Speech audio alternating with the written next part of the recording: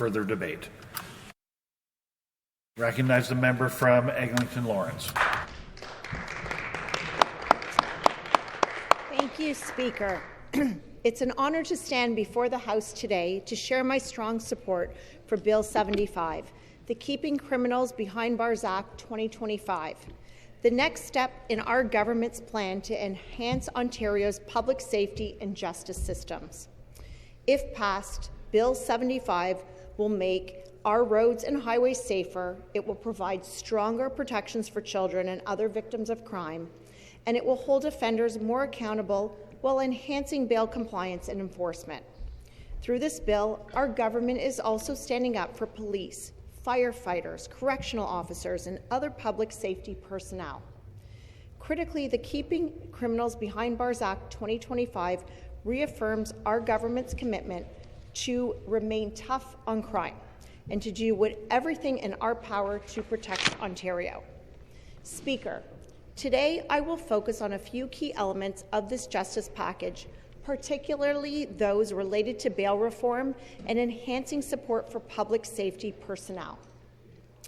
Speaker, our government is proud to be leading the way when it comes to meaningful bail reform. We recognize that the current system is not keeping pace with the realities faced by our communities, our law enforcement officers, and the victims of crime. That is why we have taken a decisive action and why we are continuing to push forward for broader reforms at the federal level. Let me begin with one of our key priorities: strengthening accountability within the bail system. For too long, forfeited bail has not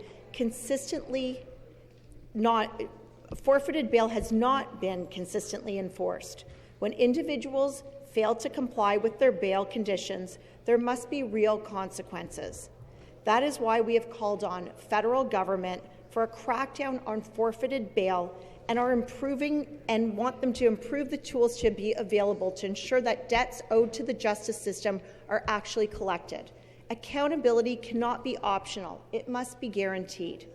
Our government is embracing innovation to better protect our communities. We have launched the Provincial Bail Compliance Dashboard, a state-of-the-art system that represents a major step forward in how we monitored high-risk individuals.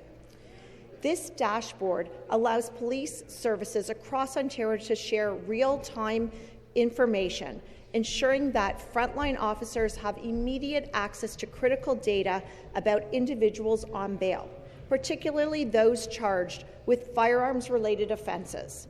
Right now, approximately 2,300 offenders are being tracked through this system. This is not just about technology. It is about giving our officers the tools they need to act quickly, decisively, and effectively. It is about preventing crime before it happens, rather than simply reacting after the fact. But we know that tools alone are not enough. That is why we're making significant investments to strengthen Ontario's bail and justice systems. We have committed $112 million over 3 years to support innovative programs, including the Bail Compliance and Warrant Apprehension Grant. This initiative funds dedicated police teams that focus specifically on monitoring high-risk individuals who are out on bail. These teams play a crucial role in ensuring that those who pose a risk to public safety are closely supervised, and that breaches of bail conditions are addressed immediately. Speaker, despite these efforts, it is clear that more needs to be done. Too often we are seeing dangerous repeat offenders being released back into communities only to re-offend. Just turn on the evening news. This is unacceptable. Ontarians deserve to feel safe in their homes, in their neighbourhoods, and in their daily lives. That is why Bill 75 is such an important step forward.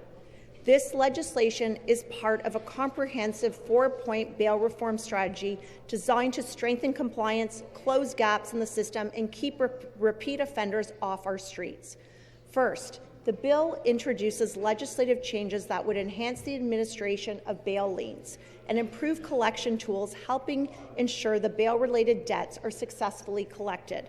Second, we are proposing changes that would make cash security deposits mandatory.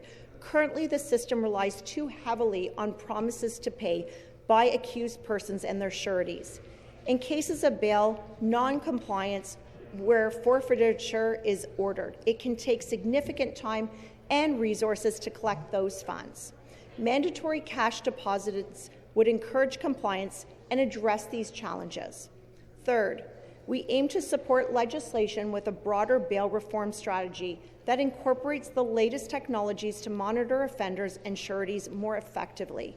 We must also examine the bail prosecution system to ensure it has capacity and expertise required to meet the challenges of today's evolving criminal landscape.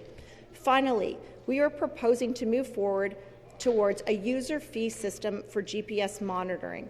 These electronic tracking devices, such as ankle bracelets, are highly effective in monitoring individuals on bail, but are also costly.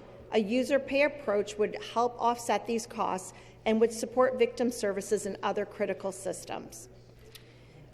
Electronic monitoring devices such as ankle bracelets have proven to be highly effective in tracking individuals and ensuring compliance within bail conditions.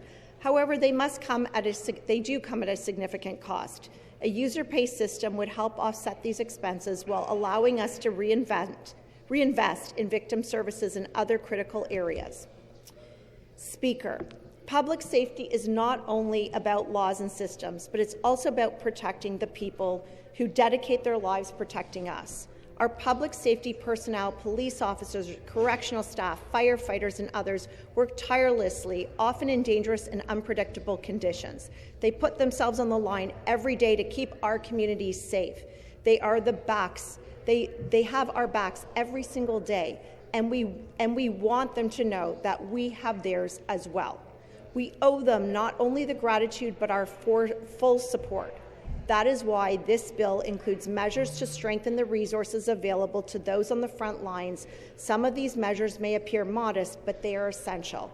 For example, we are expanding the canine detection program to increase the number of searches in correctional facilities. This will help prevent the entry of illegal and dangerous substances into our jails and remand centres, improving safety for both staff and inmates. We are also investing in the modernization and expansion of our correctional system. Through our plan to enhance correctional capacity, we are committing over $55 million over 3 years to add more beds and reduce overcrowding. Since January 2024, we have already added 395 beds, with plans to add more than 700 additional beds by 2027. This includes a new facility in Thunder Bay, modular expansions in Sudbury, Niagara, and Milton, and a significant expansion of the Toronto South Detention Centre.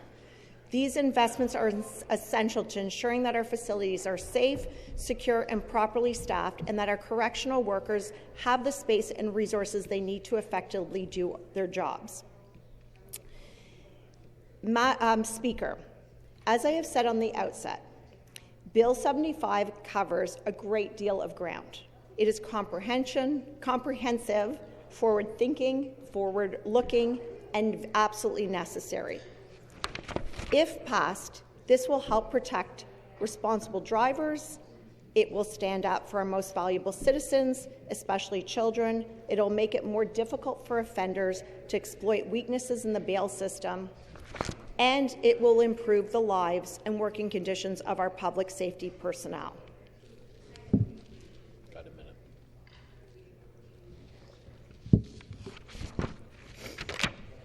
One other thing I just wanted to point out was there is the Constable Joe McDonald Public Safety Officer Survivors Scholarship Fund, which stands to pay a powerful tribute to bravery in service. It provides educational support to the spouses and children of fallen public safety personnel. This important program was established in memory of Constable McDonald, a brave and selfless Sudbury police officer who was killed in the line of duty. This is essential to this as part of this Justice Act. The Keeping Criminals Behind Bars Act 2025, it reaffirms our government's unwavering commitment to remain tough on crime and protect the people and everybody here in this province of Ontario. Thank you. Questions? I'll go to the member from Humber River Black Creek. Thank you very much, Speaker. The Conservatives are great at naming bills. Bill 75, keeping criminals behind bars. With regards to the Bail Act, all they're really doing is instituting cash bail. But the reality is this government has been great at increasing fines, but not increasing prosecution or actually penalizing people or catching perpetrators in so many different areas. And in fact, so many criminals or people that have been accused don't even get the day in court. Victims do not get their day in court as well to face those that have affected them or who have victimized them in so many cases. So really, how is this government really moving the needle to make this province any safer when it comes to anything with regards to crime? Because it doesn't seem to be the case other than just catchy bill titles. I recognize the member from Eglinton Lawrence. We are talking about criminals here, and we're talking about accountability.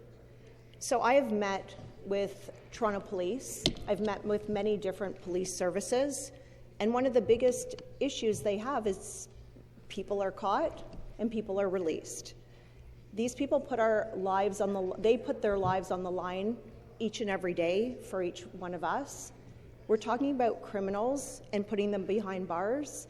The issue they have is around compliance with bail. And so with surety bonds, it's very difficult for them when it's just a promise to pay and then the criminal's gone.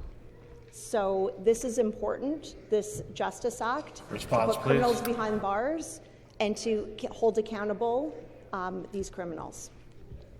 Questions? I recognize the member from, I had it just a second ago, Mississauga East Cooksville. Thank you, Speaker. Question one. Speaker, my question is to the member of Eglinton Lawrence. For years, Ontario's bail system has allowed violent repeat offenders to walk free on empty promises, putting families and communities at risk. When bail is forfeited, collecting payment is costly and often ineffective, leaving victims frustrated and law enforcement powerless. This revolving door undermines confidence in our justice system and jeopardizes public safety. Our government promised to fix this system and restore accountability. Can the member explain how this measure will strengthen compliance and protect Ontario families from these dangerous offenders? Recognize the member from Eglinton Lawrence. Thank you for that question. Bill 75 delivers on our promise to fix a broken bail system that has failed Ontario families for too long. Violent repeat offenders have been cycling through the system with little accountability. By introducing mandatory full cash security deposits, we ensure bail conditions are real, not empty promises. This reform sends a clear message. If you break the law, there will be no consequences. There will be consequences, not no. Combined with modernized debt collection and enhanced tracking tools, we are closing loops and putting public safety first. Under Premier Ford's leadership, we are taking bold action to protect communities and restore confidence in justice. Further question? I recognize the member from Sudbury. Thank you, Speaker. All afternoon during this debate, we've been talking about people who are charged for certain things, and the Conservative government has been treating them as if they are convicted as criminals. I just want to know, right now the Premier's under RCMP criminal investigation. He's trying to pass an FOI so they can have access to his phone. Would you believe that the Premier right now is guilty, or is he considered innocent until proven guilty? I recognize the member from Eglinton Lawrence. I don't believe that question has any relevance to the Justice Act, so that's my answer. Thank you. Further questions? I recognize the member from Wellington, Halton Hills. Thank you, Speaker, and thank you to the member from Eglinton Lawrence for her comments this afternoon and the great work she's doing as a parliamentary assistant to the Minister of Finance. I'm looking forward to the budget later this week. Speaker, under the current system, sureties often provide outdated or incomplete information, making it difficult for courts and police to enforce bail conditions. This lack of accountability creates loopholes that criminals exploit, allowing repeat offenders to evade consequences. People in my riding, Wellington Halton Hills, expect a justice system that works, not one that rewards dishonesty. We heard that Bill 75 modernizes bail debt collection and requires sureties to provide accurate, up-to-date information. Can the member outline how these changes will close enforcement gaps and ensure that bail conditions are meaningful and enforceable across Ontario? I recognize the member from Eglinton Lawrence. For years, offenders have walked free on promises to pay. They were never enforced, leaving victims frustrated and communities at risk. Bill 75 changes that by requiring full cash deposits up front. This is a common sense measure that ensures accountability and deters violations. It's about fairness. Those accused of serious crime should not get a free pass. Our government believes in consequences for criminal behavior, and this reform reflects the principle. By making bail meaningful, we are protecting families, supporting law enforcement, and restoring integrity to Ontario's justice system. This is fair, and it's the right thing to do. Questions? I recognize the member from Essex. Thank you, Speaker. Thank you. I want to ask a question about reckless driving. I believe it's claimed too many lives, including the life of Andrew Cristillo. Families have demanded action, and I think our government is responding. With Bill 75, which introduces immediate roadside penalties for dangerous drivers, including license suspensions and vehicle impoundments, along with other tougher penalties.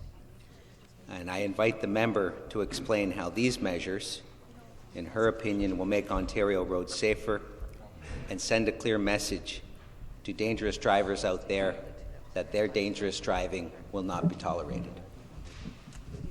I recognize the member from Eglinton Lawrence. No family should lose a loved one because of reckless driving. Bill 75 responds to the Andrews Law petition with tough new measures, including immediate roadside penalties, a 90-day license suspension, and 7-day vehicle impoundment for dangerous drivers. We are also increasing penalties for careless driving, driving with a suspended license, and distracted driving. These reforms send a clear message: dangerous driving will not be tolerated in Ontario. Our government stands with victims and families, and we are taking decisive action to make roads safer. This is about accountability, deterrence, and protecting lives, not leniency for lawbreakers. Further question? I recognize the member from Humber River Black Creek. Thank you very much, Speaker. I want to once again return to the other question, and I of course wouldn't accuse the member of not understanding the legislation, but what this government is doing is substituting ability to pay with risk. So if you have a high-risk offender but has the ability to make bail and pay cash, they get out. You're not changing anything. You're not making it any more safe. What you're doing is allowing criminals that have the ability to make bail get out, and if they can't, they won't. So presumably, wealthy criminals will have no issues. There's no change. Doesn't matter how dangerous they are. You are not making any change with regards to risk. It is just about the ability to pay. Do you understand that that is not making people any safer? I go to the member from Eglinton Lawrence. So let's remember, individuals are arrested because police had grounds to do so. In many cases, we are talking about individuals who are repeat, often violent offenders. And for our government, we will always prioritize the 99.99% of the population who are law-abiding citizens. As it is currently the case, the courts will continue to determine the appropriate type and amount of bail. We will engage with justice, legal, and law enforcement stakeholders to establish a best path forward, one that will be provided in a future regulation.